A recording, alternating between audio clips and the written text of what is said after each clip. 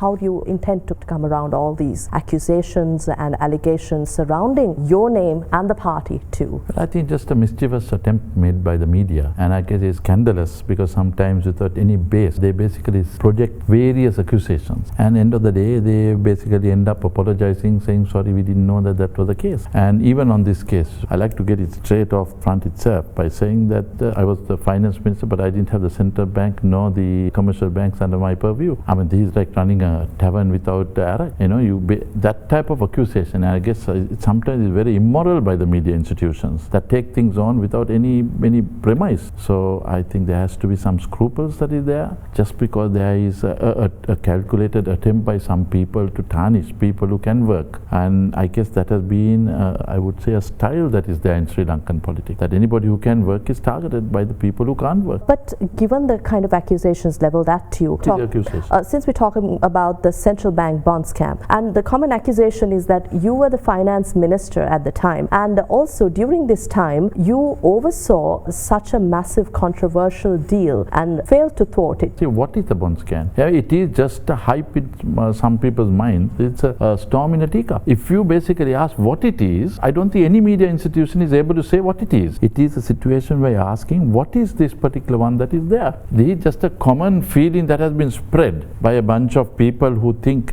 that they basically know it all. And this is part of the officials in the central bank. And I was so happy to see the president taking the system on. I mean, for 5 years I've been saying the problem lies nowhere else but in the central bank itself. And now you could see as to how it's spearheading into each individual person. Now the central bank is an independent institution. Debts are taken by them. Where does the Minister of Finance get involved? Finance Minister is the case. But here is the Minister of Finance that didn't have the central bank and the commercial bank. So it makes a case that much better. But wasn't it a shortfall in the government? What I have got to do is with what is given to me. No, I can't use her powers when it is not with us. So but you were part of that government. You advocated for that government, government of good governance, and it was you're a stalwart. You're a senior person in the government. Yeah, that good governance thought that separation of power is the best form of internal controls that are there. So if that was a belief that was there, I mean, who am I to basically question that? Subsequently, ministers got that particular one because they thought it was not the prudent thing. But at the time I held it, it was not there, and I have to be accountable to what it is given to me.